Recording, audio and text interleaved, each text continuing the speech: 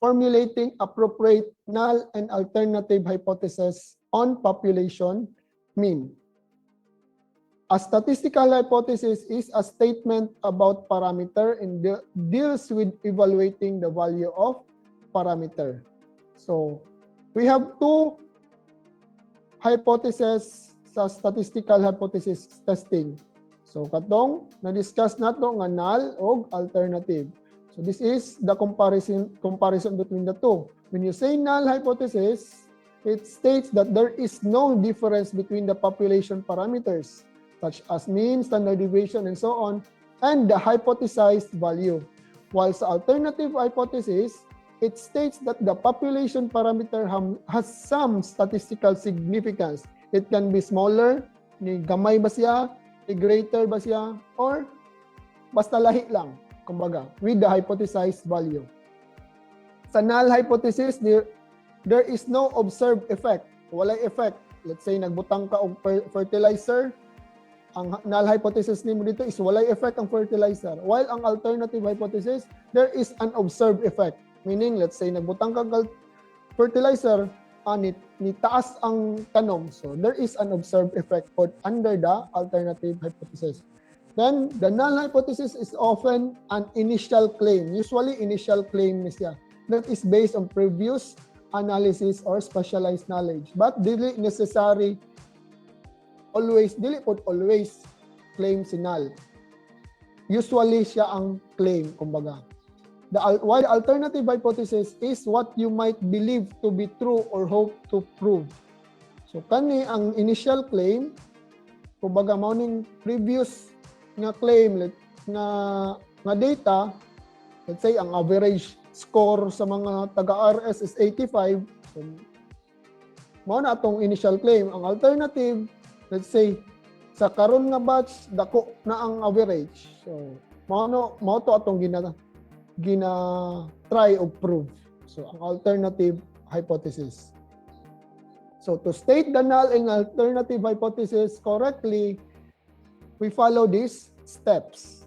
First is to identify the parameter in the given problem. Second, identify the claim to be tested that may show up in the null or alternative hypothesis. So, first, kailangan nimo identify kung usually mean man na siya ang parameter nga ikuan. I-test na to. Tapos, identify the claim. Usually nasa null pero dili always. Pwede pod sa alternative. Then, translate the claim into mathematical symbols or notation. So, para dili kaayo taas kay usually statement. But sa research na ninyo, formal naman na, so kailangan ninyo in word. But kung mag-solve lang mo, kumbaga, or scratch paper or solution, pwede ra mag-symbols. Then formulate first the null hypothesis, then the alternative hypothesis, based on the three different ways in writing hypothesis as illustrated below. So these are mga possible. So, kung tanaw ninyo, ang H sub O can be equal, pwede siya less than or equal, less than or equal, pwede po siya greater than or equal. So as you can observe, ang H sub O, naagi siya equal symbol. Then ang HA, kung equal siya, ang yung alternative automatic is not equal. Kung less than or equal to, ang alternative niya, ang kabaliktaran, greater than. Kung greater than or equal to, ang alternative niya, less than po. K diha is kung unsa to nga mga value. So, yun. So, hypothesis testing common phrase. So, these are the common phrases na dapat familiar mo. Kasi pasabot lang ani, kung makakita mo is equal to, is the same as, is exactly the same as, has not changed, it pertains to the symbol na equal. While kung nakabutang nga it is not equal to, is not the same, is different from, has changed. So, pasabot na, not equal. So, please be familiar with these phrases. Kani nga phrase can be converted to symbol nga kana. Kani pod nga mga phrases i-convert nimo kana. Ang bantayanan is kani. Is at least. So kung tanaw na to less, but in symbol that is greater than or equal to. Not less than. So is at least or is not less than greater than or equal to. While kung is at most pod, kabalik-baliktad. Is at most, less than or equal to. Is not more than, less than or equal to pod. So, is less than or equal to, dali na lang man ang symbol. So, kana ang bantayanan. Next, let's discuss some example. So, the average weight of grade 11 students in senior high school is 169 centimeter. Is this claim true? So, again, ang first nimo buhaton is identify the parameter which, so ang parameter nato karon diri is the mean weight of all grade 11 students. Mean because average. Since it is a population mean, we use the notation mu. So, ang first step nimo, identify nimo, average man na. So, mean na siya. Then, gamitan dayon nimo og symbol. So, ang notation na gamiton nimo is mu. The claim in this example is the average weight is 169. So, matong claim niya. 169 centimeter. Which translate, kung ato ang i-translate to symbol, mao ni inverse, in symbol, mu is equivalent to 169. Kaya na may word nga is. Is equal man na ang translation ana. And is considered a null hypothesis. So, kay naman siya equal sign, then consider siya as null hypothesis. To formulate the alternative hypothesis, so again, kung null nimo is equal, automatic, ang imuhang alternative is not equal pod. Base katong diri. Nara na to, kani. So, kung equal siya, not equal imong alternative. So, yun. So, therefore, this is how to formulate your null o alternative hypothesis. So, in statement, ang null hypothesis nimo is the average weight of all grade 11 is 169. In symbol, H sub O, colon, tapos mu is equivalent to 169. And this is your claim. So, you have to label it as your claim. So, next is the alternative hypothesis which states that the average weight of the grade 11 student is not, mamanang alternative sub is. Tapos, in symbol, HA is mu is not equal to 169. Okay, that's first example. Second example, the average price per square meter of residential lot in an exclusive subdivision is above 15,000. A buyer wants to test the agent's claim. Then, ang main goal na to is mag-formulate lang taog null o alternative hypothesis. So, let's analyze first. So, in this hypothesis, the parameter is average. So, same yapon average, therefore, we use mu. And ang keyword na to is above.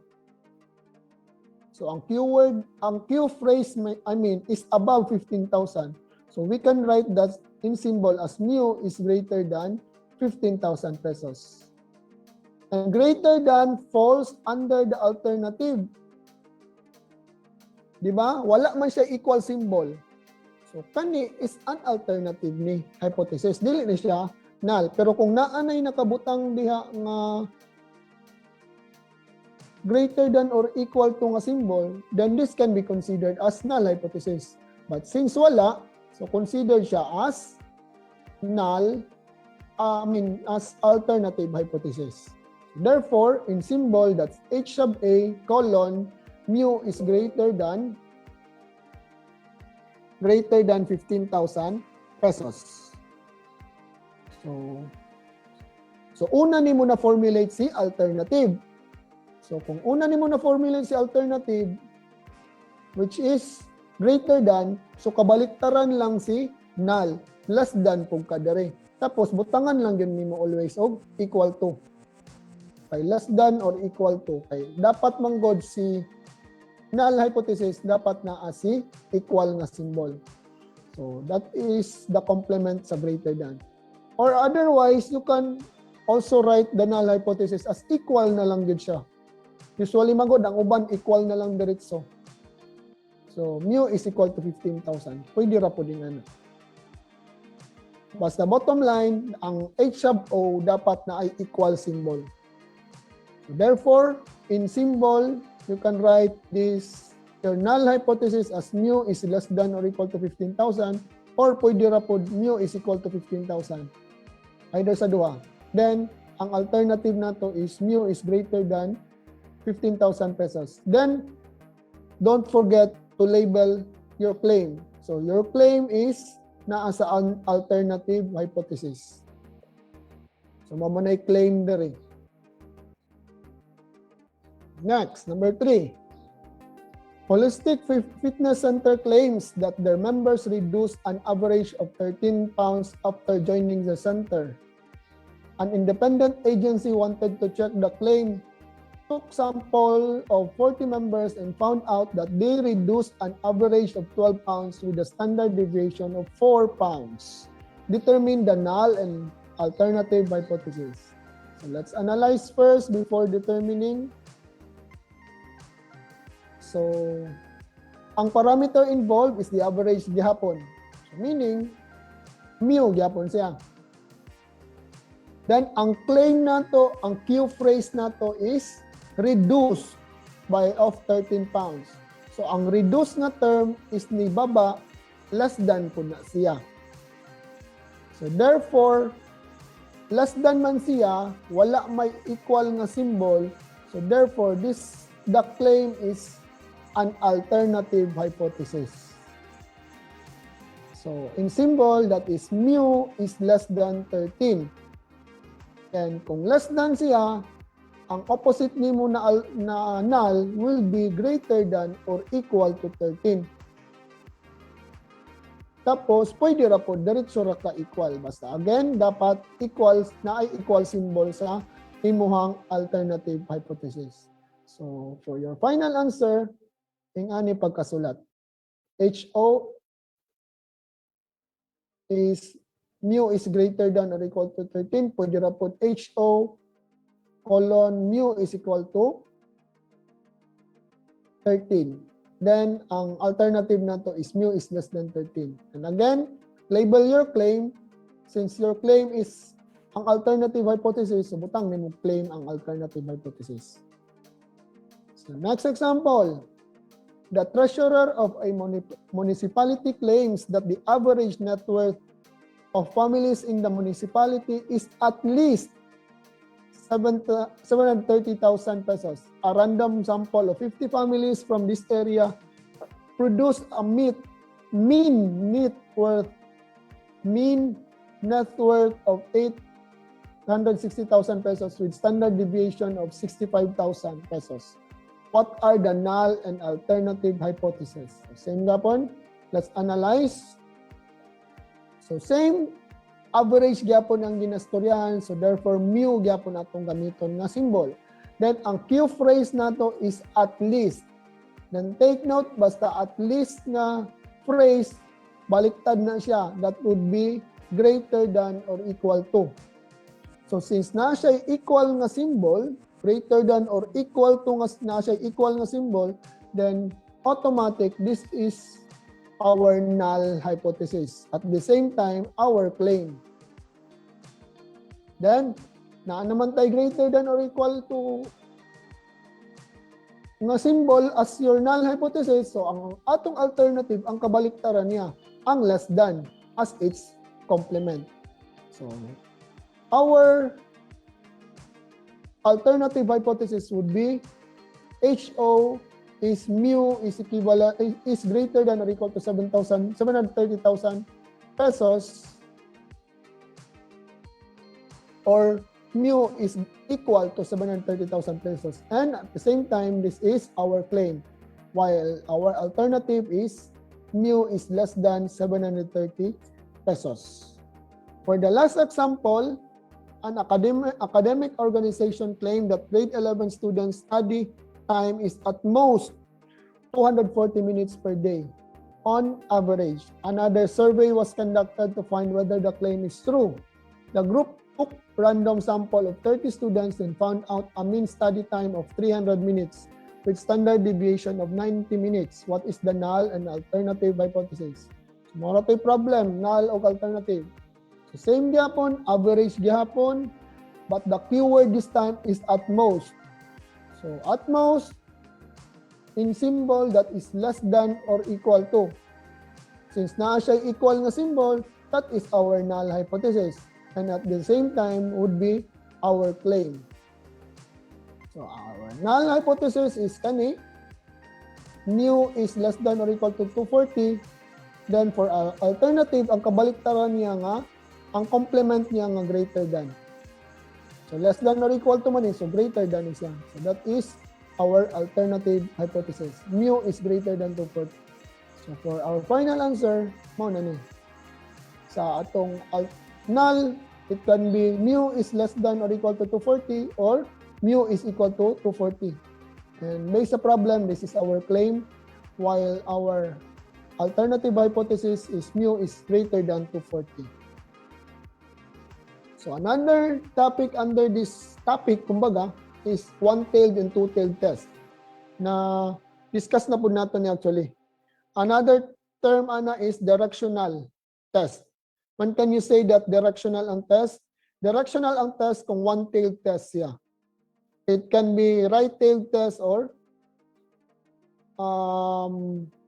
left-tailed test. Ang mga ilhanan ana nga mga keywords kumbaga kanang nag-increase, nag-decrease, ana.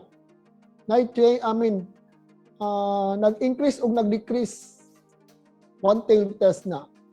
Dapat tayo ginatawag na non-directional or in other words, two-tailed test. Sa kanipod, ang keyword po na kanang different from the other is not equal kana. So, two-tailed test po na siya. So, sa one-tailed test, ang bantayanan lang again is ang alternative hypothesis. It contains greater than or less than symbol. While sa two-tailed test, alternative contains the inequality symbol. So, mara na yung difference nila. So, it is directional, either right-tailed or left-tailed, while kaning two-tailed, it has no direction. So, the table below shows the null and alternative hypothesis stated together with the directional test. So, kung two-tailed test, kani, ang alternative, null na to is mu is equivalent to mu sub O. While alternative na to, mu is equivalent, is not equal to mu sub O. Kung right-tailed siya, ang bantayanan nimo is ang alternative. Right, so greater than dapat si alternative. So, ang null nimo, less than or equal to. Or pwede ra pod equal. Sa left-tailed pod, tanaw ka sa imong null hypothesis, alternative must be left. So, less than dapat. So, ang imong null hypothesis is either kabaliktaran aning less than, which is greater than or equal to, pwede ra pod equal ra. Basta bottom line, sa null hypothesis, dapat naa si equal symbol. So, example ana, determine the hypothesis and the hypothesis test. So, two-tailed ba siya or one-tailed? So, number one, teacher A wants to know if mathematical games affect the performance of the students in learning mathematics. A class of 45 students was used in the study. The mean score was 90 and the standard deviation was 3. A previous study revealed that mu is equivalent to 85 and the standard deviation of 5. So, kailangan na ito i-determine ang hypothesis and unsa nga test. So, based dere, ang parameter nga atong ginatest is a population mean nga 85. So, atong alternative is mu is equivalent to 85 and automatic, ang atong alternative is mu is not equal to 85. The phrase nga affects, ang Q phrase na to is affects performance. So, I change. Pero wala siya nag-ingon kung unsa nga change. Nag-increase ba siya or nag-decrease? So, since walay clue kung unsa nga direction, pa-right ba siya or pa-tailed ang increase, pa-right or pa-left ang increase, no. Pa-right ba or pa-left ang direction, then this tells us that this is a two-tailed test. So, two-tailed siya. So, actually, ang bantayan lang ana is ang alternative pod. Pag not equal, two-tailed siya. Pag dili siya not equal, one-tailed siya. Nga na ra kasimple. So, mao ni ang final answers na to. So, two-tailed test siya. Next, second is a piggery owner believes that using organic feeds on his pigs will yield greater income. His average income from the previous year was 120,000 pesos. State the hypothesis and identify the directional test. So, based sa problem, HO na to is mu is equivalent to 120,000. Mu again because average tapos 120,000. Then next, ang quandary is the phrase nga greater income. A piggery owner believes that using organic will yield greater income. So, mao ni atong alternative, null hypothesis kay na may equal sign, then greater man siya dere. So, therefore, our alternative is greater than 120. Since dili siya not equal to, therefore, this is a one-tailed test. Specifically, right-tailed test. Kay greater than man siya. Pa-right man imong arrow. So, nana pag-identify. Next, this is the final answer na to. So, mao ni ang null, mao ni ang alternative. So, ang test na to is right-tailed test. Number 3, an average waiting time of all customers in a restaurant before being served is less than 20 minutes. Determine the hypothesis and directional test. So, average, expected, mu. Less than, okay, matibantayanan. So, you notice the hypothesis use the word less than. So, therefore, less than lang man, wala may less than or equal to. So, considered siya as alternative. Kaya again, ang null contains the equal symbol. Since wala siya equal symbol, so this is our alternative hypothesis. So, automatic alternative hypothesis siya, kabaliktaran nimo, ang null nimo is greater than or equal to 20. Then, tan-out sa atong alternative. Ang alternative niya is dili man siya not equal nga symbol. So, kung dili not equal nga symbol, one-tailed yun na siya. Tapos, ang arrow na to nga symbol is pa-left man. So, therefore, that is a left-tailed test. One-tailed test siya, specifically a left-tailed test. So, in ato pag-identify. So, that's all for the topic formulating appropriate null and alternative hypothesis on a population mean. Thank you and see you next session.